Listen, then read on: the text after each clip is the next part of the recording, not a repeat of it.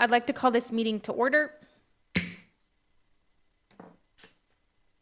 Roll call. Chair Terlesky, Here. Vice Chair Stagg, Here. Commissioner Peterson. Here. Commissioner Lucera. Here. Commissioner Sanchez. Here. Commissioner Craig. Here. And Commissioner Stagg out on vacation. Okay, Pledge of Allegiance. Please join me. I pledge allegiance to the flag of the United States of America and to the republic for which it stands, one nation, under God, indivisible, with liberty and justice for all. First item, we have approval of minutes from May 27th, 2025, discussion and possible action. I'll make a motion to accept the minutes as written on Tuesday, May 27th, 2025. Second. All in favor? Aye. Any opposed? Thank you. Call to the public, comment from the public. Those wishing to address the commission should fill out request forms in advance. Comments from the public will be restricted to items not on the agenda, with the exception of those on the consent agenda. There will be no comment allowed that advertise for a particular person or group. Comments should be limited to no longer than 3 minutes. The commission may not respond to speakers during the call to the public. The commission may direct staff to study the matter or request the matter be placed on a future agenda. There are no comments from the public. Thank you. We have a few reports. Our first one is the Brownfield project. The City of Kingman is part of the NACOG Route 66 Coalition Brownfield program, funded by a $1.5 million EPA grant.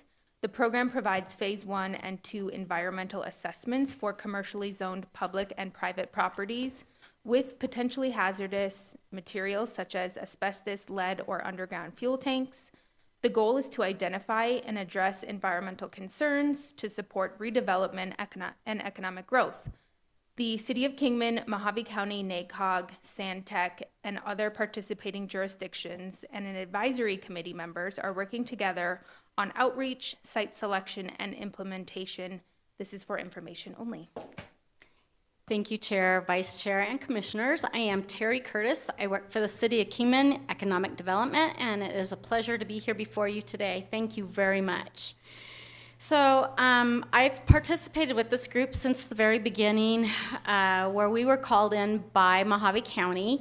Luke Brasdes reached out to us and said, hey, the NACOG, which is the Northern Arizona Council of Governments, has a coalition called the Route 66 Coalition. They've applied for a grant in the past and have gotten money for phase 1 and phase 2 environmental assessments. They're including us in Mojave County this time, so we'd like to get some of your input on this. We sat down at that point in time and came up with a handful of properties that we felt like were really important to look at and possibly deal with. And none of those have been nominated yet. We are still in the works of doing all of those things. As you said, it was an award of $1.5 million. They're hoping that they spend most of it here in Mojave County. I recognize that Chairperson Terlesky and Vice Chair Stagg, you are both on our advisory committee for this this grant as well. So thank you for your service on that. What they will be doing is participating in voting for the nominations of which properties will be getting those assessments. So they met last week, I believe, for an update and what was going to be happening and what was expected of them. So this grant was given by the EPA, and it is to assess brownfields and brownfield properties. That doesn't mean that all of them have buildings on them. Some of them can be vacant and have hazardous material under the ground. So, as you said in the beginning, is that they're going to be looking at things like looking for asbestos-lead underground storage tanks that have been still underground that might need to be removed, and or other hazardous materials. Once they find those through a phase 1 assessment, and that's a research of all the property and what all the former uses were, they're going to possibly do a second assessment, depending on what that first assessment finds. Once they find that, it is not an enforcement grant. It is a grant to allow property owners to find out what shape their property is in and if their property holds any hazardous materials. With that in mind, they have the option to say, hey, I had a phase 1 or a phase 2 environmental assessment and they found nothing on it. My property is good to go. You are golden to build on it. So it might make it easier to put some economic development push in there and get something going that might benefit the community. So why does this matter? Because those environmental assessments of the fear of what might be there oftentimes prohibits people from investing in those properties to making them economically viable, preserving them historically, however those type of options might be. So some of the ideas that are here is for the historic preservation. As you guys are going over the different buildings that have been put into the historic preservation list, if some of those need environmental assessments, those are perfect opportunities to put into this type of a program. We can go in there, do the phase 1, phase 2 environmentals, and help those properties become something that is worth preserving. It can also help sometimes in our downtown revitalization, although a lot of that's already been completed and done. There's still a few things out there that could be worked on. It helps with the economic development and investment in our community as it goes along. Who's involved? The City of Kingman, Northern Arizona Council of Governments, NACOG, and Mojave County, Coconino County, Yavapai County, and Stantec is the consultant that is doing all the environmentals and running the management of the program. And then we have the advisory committee members that are involved as well. We also have involved our public information officer from our city here. She has put out a press release to announce that the grant is available. Please nominate your properties, let us know. And she's working with Stantec to put a web page on our city website at this point in time. So what we're doing is we're meeting on a monthly basis to figure out where we're at, where we're going, how do we proceed. It's a very well laid out plan. Stantec also brings to the table previous experience having run this grant previously, the last time that it was awarded, and I want to say that was like in 22. How can you guys help? By identifying potential properties and that might be eligible. I'm going to bring up one such that I know is on our list is Hotel Beale. Just because it's in a place where there's potential for lead, there's potential for asbestos in there, and we want to see that get brought back up to standards, and we want that to be thriving in our downtown area. So that's one of those properties that we hope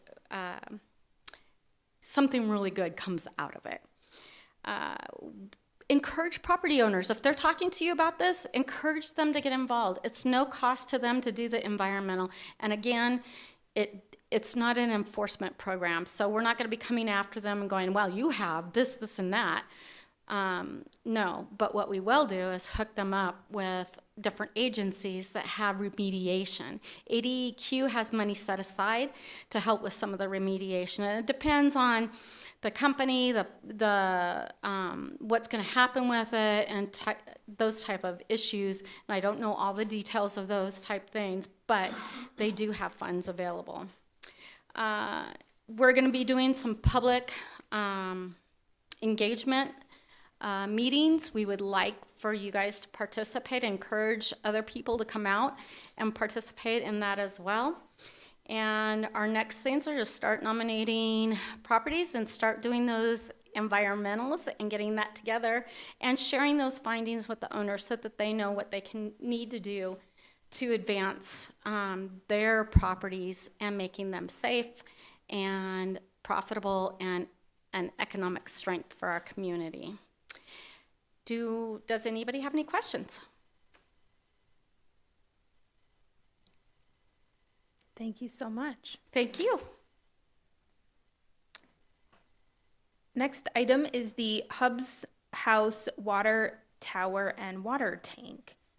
This is an update on the Hubs House Water Tower and Water Tank, information only.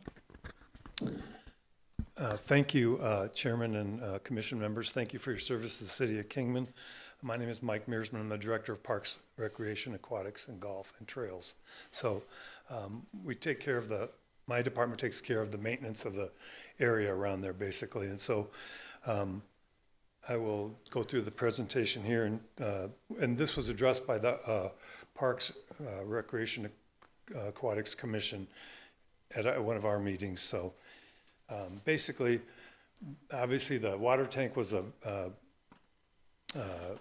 important part of what it looked like there, obviously, because it looked old, and it was very dangerous. So it got us looking at it, basically, and to decide to take it down was we brought the Susan Lawson from SHPO here to discuss it with us and talk about it, and it was, like I said, it was looked at as a hazard, and it was very much hazardous, and there would be no, it wouldn't deteriorate from its historic value by removing it, is what she determined, basically, and we didn't have to get any other permission from anybody else, and so it was determined to go ahead and remove it, and there it is, what it looked like, and there was a lot of things that were added on to from its original, what it was original intent. But like I said, it said it would not delinquish from being on the register. So it was determined to go ahead and remove it, and the tank is still sitting there, and we feel like that is still a hazard. There's no top on it, and a kid could climb up in there and get hurt and injured and get trapped in there, and below it could be rodent infested and things like that. So what our department is recommending, basically, is to disassemble it and put a interpretive sign there with all the information that we have about it, so people can go there and then read about it, and even have it so it has a scan so they can pull it up and listen to all the information that we have about it, which we don't have a lot of information, but the information that we have would be all included on an interpretive sign. And that's about all I have about it, and I'd be happy to answer any questions. When you say disassemble it, is it being destroyed? Are you looking for a place to keep it? Perhaps the back of a museum where there's gravel? We could obviously do that. I mean, Okay. I'm not opposed to doing something like that, Okay. but that would have to be, probably our Public Works Department would have to ship it there and things like that, and obviously would take other departments to do that. So, and we wouldn't assemble the whole thing that's was under it, Okay, but there is just the tank itself. the option of being able to, if we were to find a place To move that. to move Yeah. it, we could, I that think is an so. option. Okay.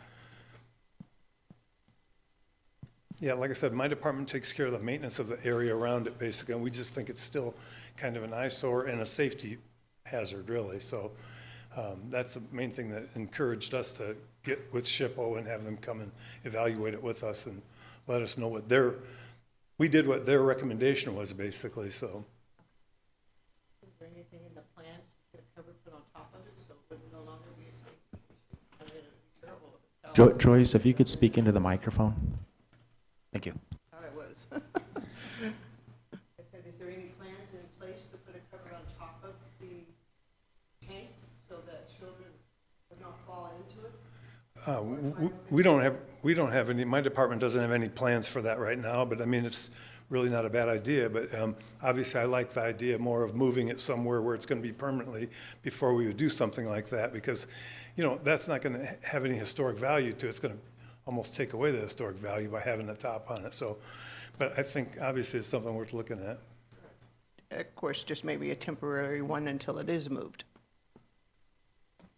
So do I understand that the tank never had a top? I don't really know that. Oh. I mean, and I think that, like I said, the information that we've gotten from the county museum that we have, all the stuff that we have about it doesn't specify that. And we're trying to get, we would try, obviously, if we're going to put an interpretive sign there, we would try to get all the information that we could possibly get and put it on there.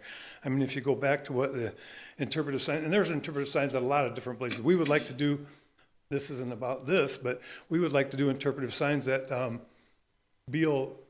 Beal, where the tank used to be and all the fort used to be and all that. We would like to do these interpretive signs where people can go up there, look at it, and even scan the document and have it, all the verbiage of what we know. We have a really good employee in our department that's really good at, Ryan Fruworth. He's really good at announcing things, and he could take all the information that we have and read it into a verb, so you could go there and hear it, what it's saying. For people that can't see, would be a really good thing too. So that's what we envision about this. Get all the information that we have, all the pictures that we have, and put them on this interpretive sign so people then can see what used to be there and what it was for, and everything. Because I mean, I think it's very important. I mean, I think the history of Kingman is awesome. I mean, there's a lot of great stuff here, and I appreciate what you guys are doing to try to preserve that. So I think the signs are really important, and that's a great idea. Have you had any thoughts or suggestions on how the tank could be used if it was preserved? not my department hasn't had any discussion about that. I mean, you know, you know, the way it looked before with the stand that was under it and everything, it was really cool looking, I thought, personally, but like I said, it was a hazard and it was a danger, and so it was determined that it just had to be disassembled, because if you would rebuild the stand that was under it, it's not the historic piece that was there. So that's kind of how it was determined that it was best to remove it. I agree with Donna that a sign would be great. It would be nice if we could pair the sign with the water tank.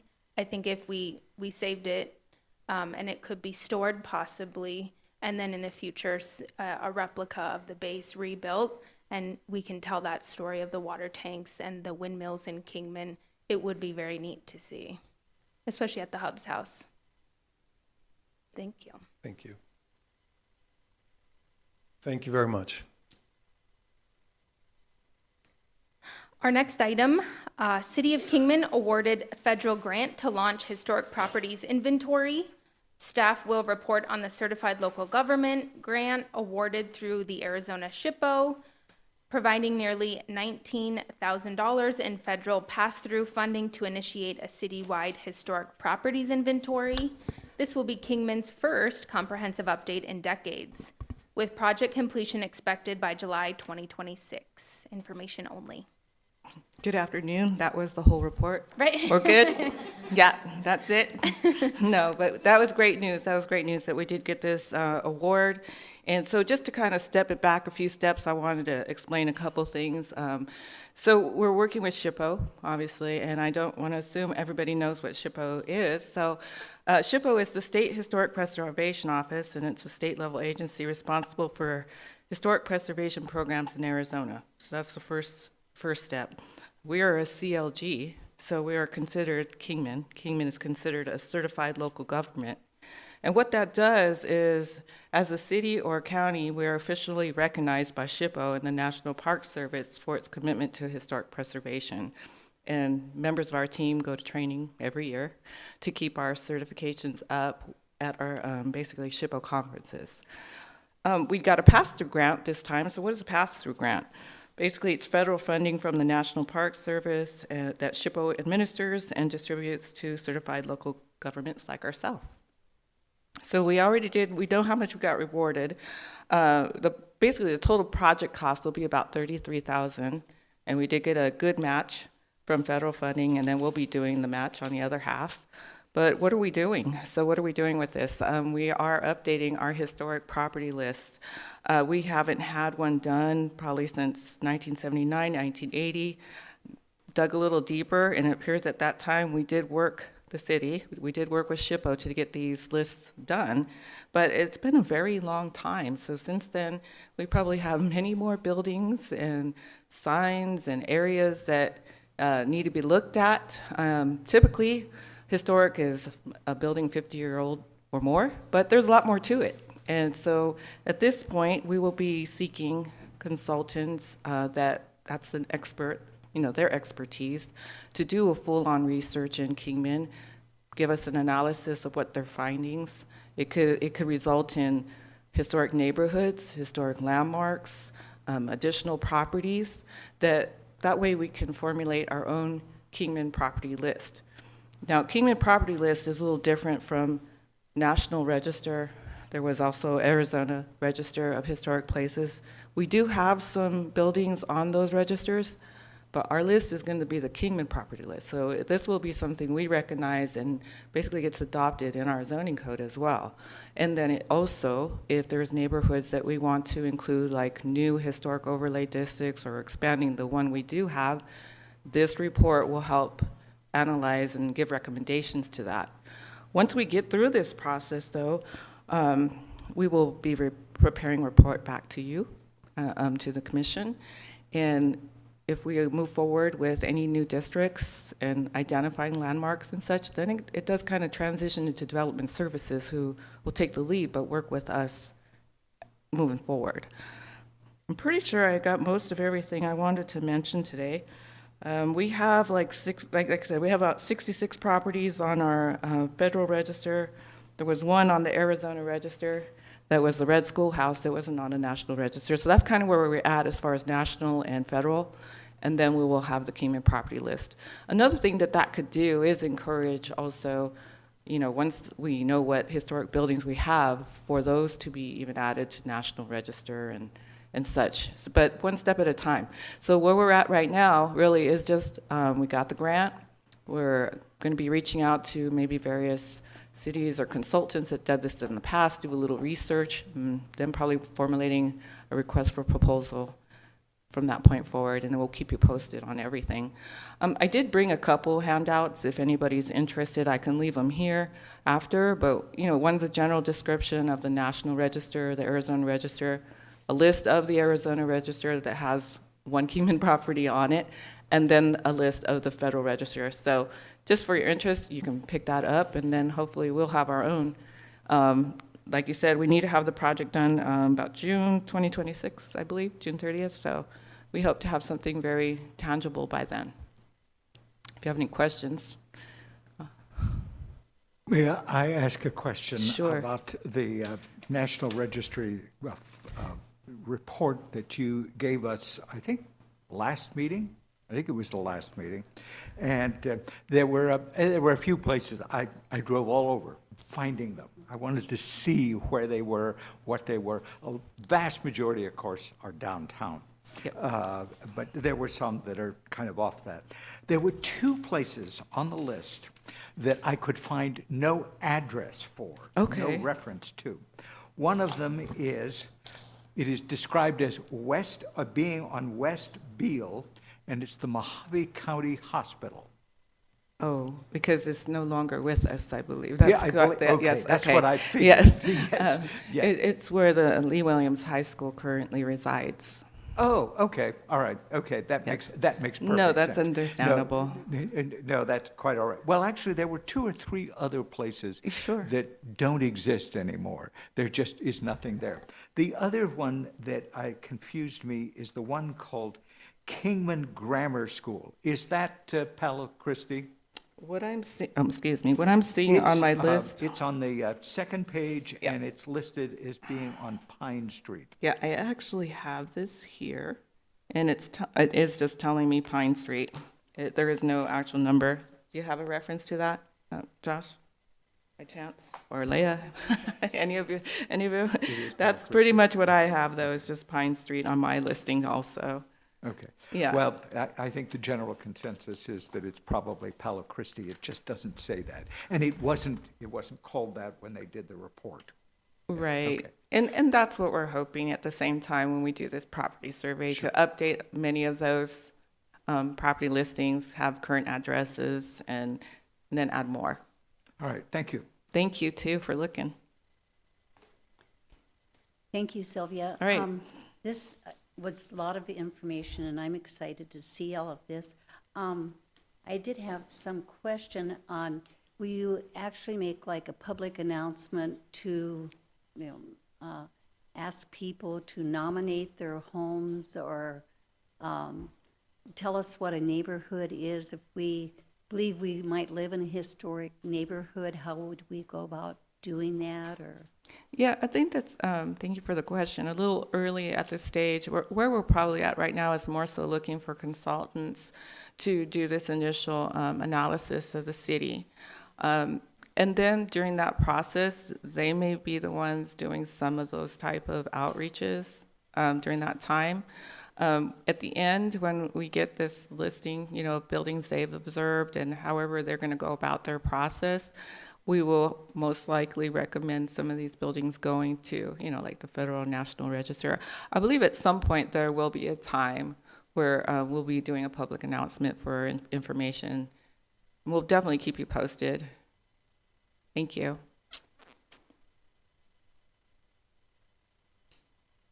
Any more questions for me? All right, thank you, everybody. And I'll leave these here for you after if you want to grab any of them.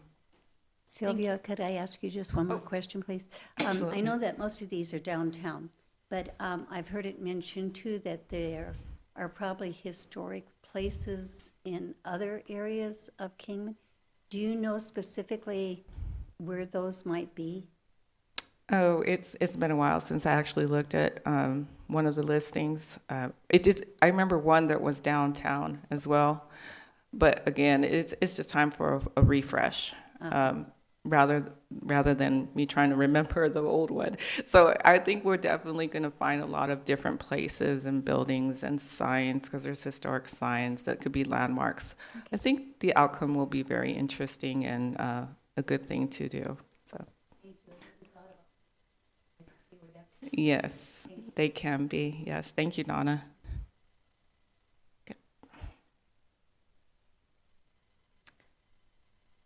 We have an amended item. It is Palo Christi Elementary School update. Kingman Unified School District Superintendent Gretchen Dorner will provide the commission with an update on the Palo Christi School project. Information only.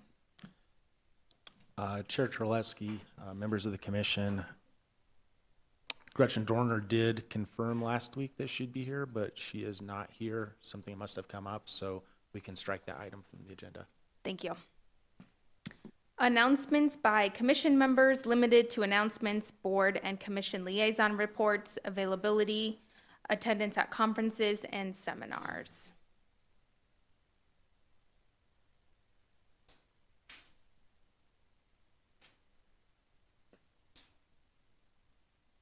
Okay. Hearing none, we have requests for future reports and updates. Any requests? Okay. Hearing none? Nope, go for One it. more thing.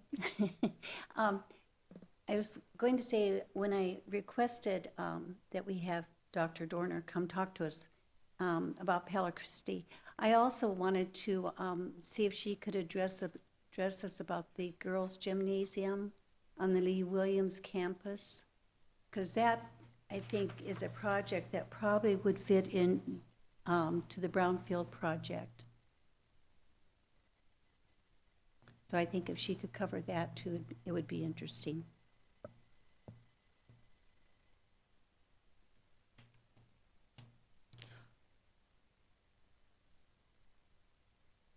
Can I get do I need a motion to adjourn the meeting? Can I get a motion to adjourn the meeting? I'll move to adjourn the meeting. Whoop. You're good. I'll move to adjourn the meeting. I second. Thank you. All in favor? Aye. Aye. Opposed? Thank you so much. Meeting adjourned.